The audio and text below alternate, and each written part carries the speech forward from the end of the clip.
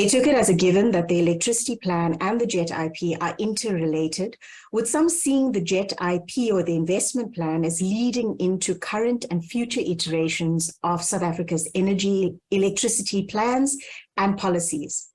This perceived interrelationship is evident in the key messages distilled from the synthesis analysis of the consultations and in the elaborations in the full report, which is available on the PCC website. I did see a question come through just now about whether these reports are available. They are available if you access the PCC website.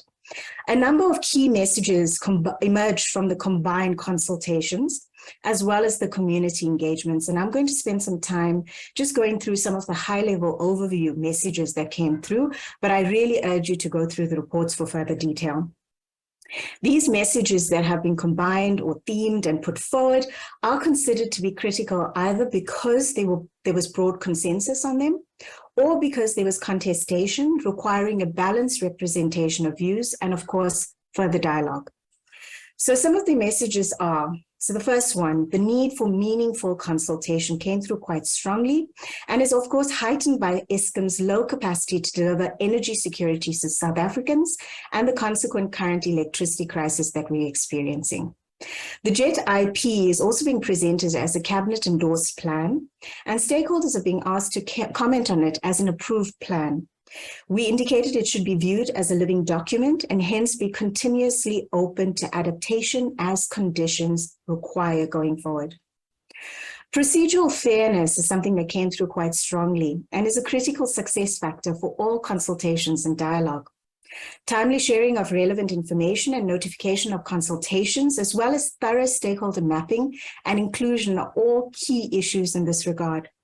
Moreover, more effort is needed towards ensuring that consultation processes enable participation by most affected by decisions and their implementation.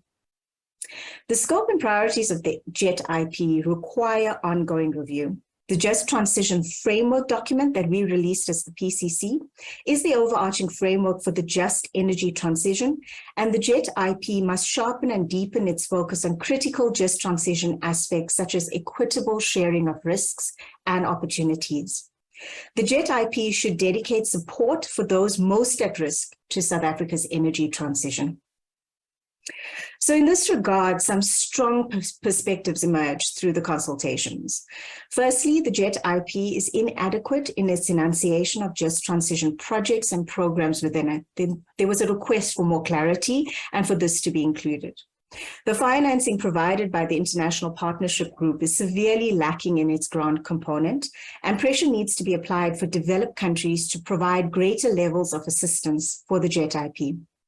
Strengthening the justice components, I mentioned this already, involves the development and inclusion of explicit social ownership models, with community ownership cited as a priority amongst these. Many stakeholders called for mining land rehabilitation to enable livelihoods and livelihood diversification.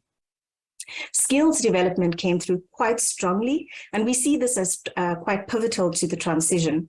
And we need to ensure that these social outcomes are just and that they allow for South Africa's just energy transition.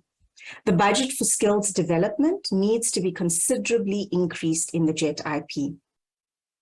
The issue of green hydrogen came up and the rationale for prioritizing green hydrogen specifically.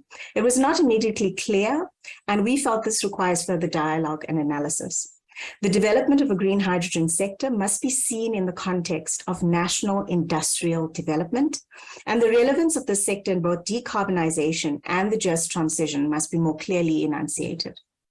Electric vehicles should be considered as an industrial development strategy to safeguard the economic and social contribution of the existing motor vehicle manufacturing and assembly supply chains.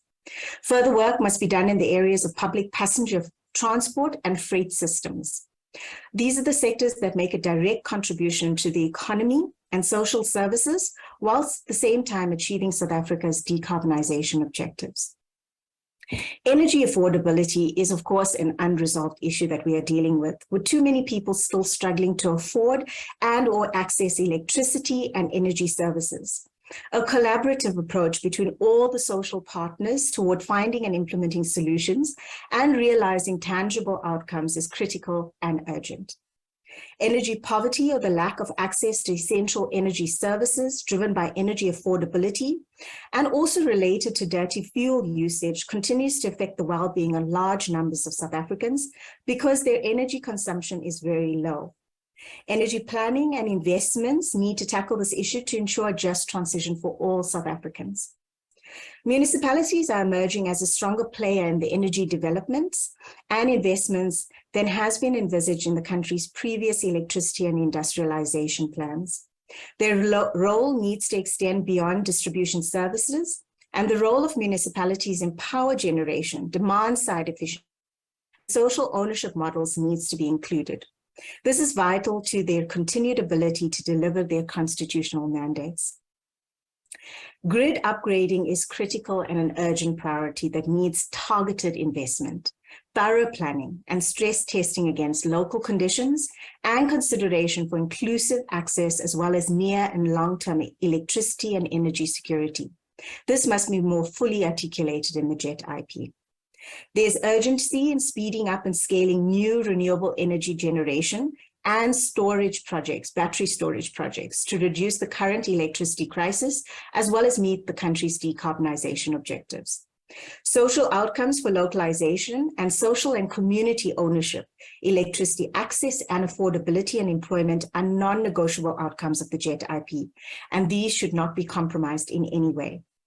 There are overlaps and gaps between South Africa's electricity planning and the JET IP, and these need to be further aligned with the National Industrial Policy Development Framework and the Skills Development Framework. We do need to point out that organized labor was particularly critical of the JET IP for a number of reasons. The first three are lack of procedural justice due to the JET IP being presented